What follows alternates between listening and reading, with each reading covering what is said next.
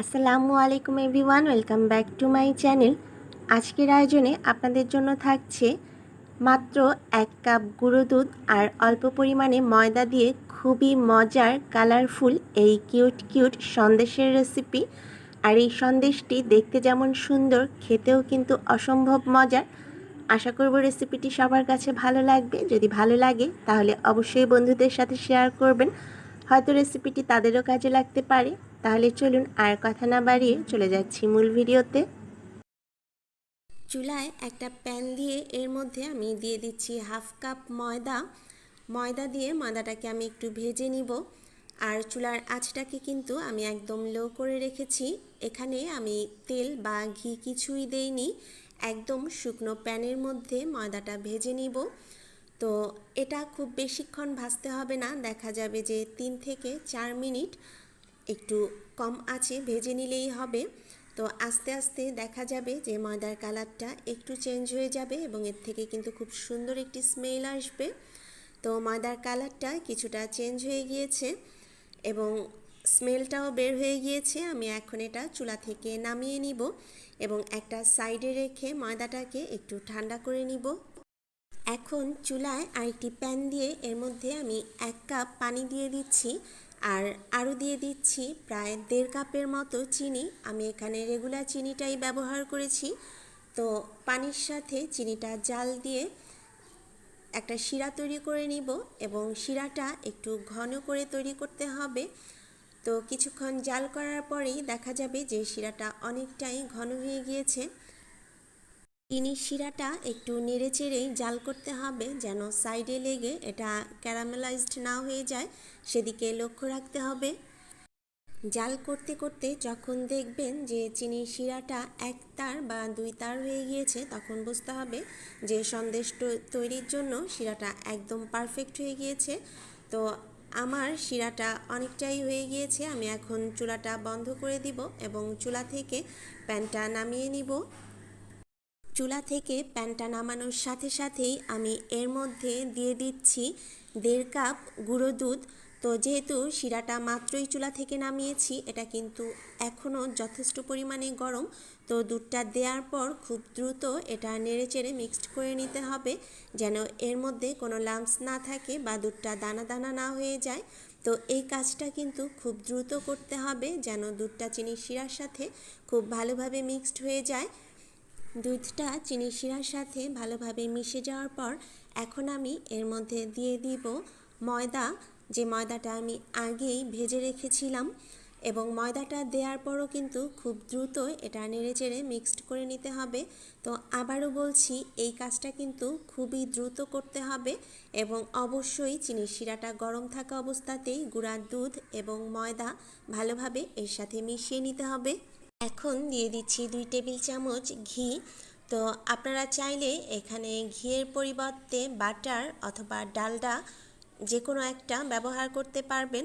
এবং ঘি দেওয়ার পরও আমি আবার ভালোভাবে এটা নেড়ে নিচ্ছি। তো আপনারা নিশ্চয়ই দেখেই বুঝতে পারছেন যে এই মিশ্রণটা নাড়তে নাড়তে কিন্তু অনেকটাই শক্ত হয়ে গিয়েছে। তো এভাবে নেড়েচেড়েই এই মিশ্রণটাকে তৈরি করতে হবে। এবার আমি প্যান থেকে এটাকে একটা অন্য বাটিতে বা প্লেটে সার্ভ করে নিব। মিশ্রণটা একটু ঠান্ডা হওয়ার পর হাতে ঘি নিয়ে আমি এখন এটাকে খুব ভালোভাবে মথে নিব।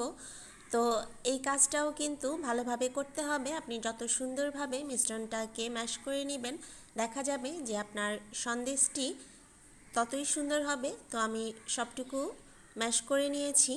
এখন আমি এখান থেকে কয়েকটি ভাগ করে নিব, কারণ যেহেতু আমি কয়েকটি কালারে এই লেমন সন্দেশটি তৈরি করব, তাই আমি ছোট ছোট করে কয়েকটি ভাগ করে নিচ্ছি এবং এর মধ্যে আমি ফুড কালার দিয়ে আমার পরিমাণ মতো এবং পছন্দ অনুযায়ী এগুলো তৈরি করে নিব।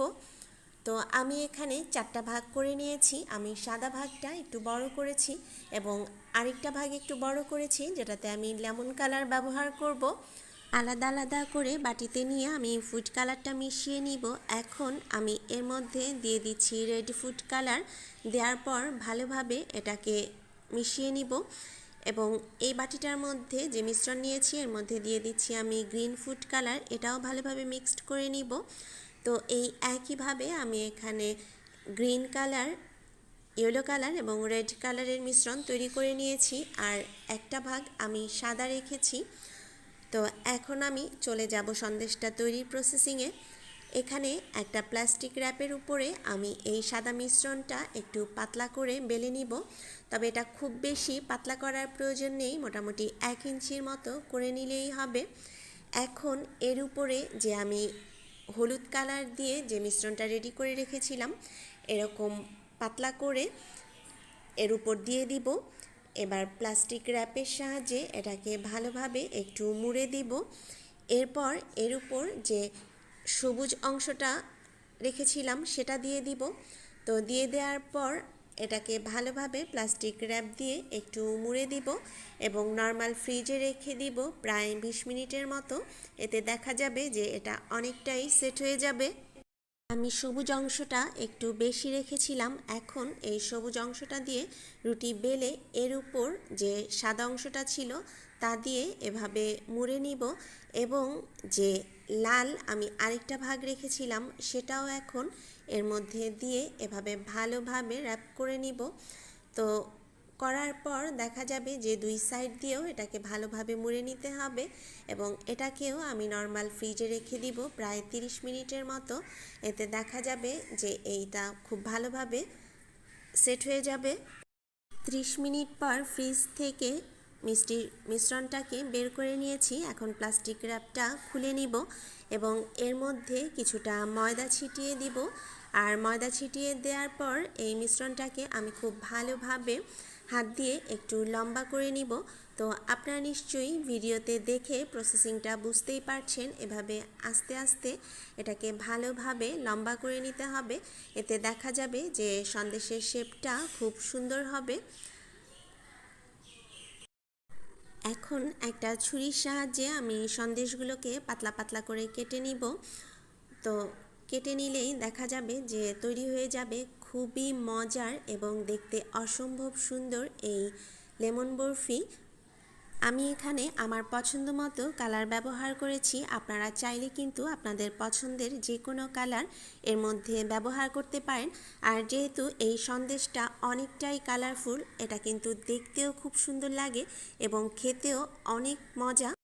তো বন্ধুরা, যারা এতক্ষণ ধৈর্য নিয়ে আমার এই ভিডিওটি দেখেছেন, সবাইকে অনেক ধন্যবাদ। যদি রেসিপিটি ভালো লাগে তাহলে আমার চ্যানেলটি সাবস্ক্রাইব করতে পারেন এবং পাশে থাকা বেল বাটনটি প্রেস করবেন, তাহলে এমন সুন্দর সুন্দর মজার ভিডিও নোটিফিকেশনের মাধ্যমে আপনাদের কাছে সবার আগে পৌঁছে যাবে। সবাই অনেক ভালো থাকবেন, সুস্থ থাকবেন। আল্লাহ হাফেজ।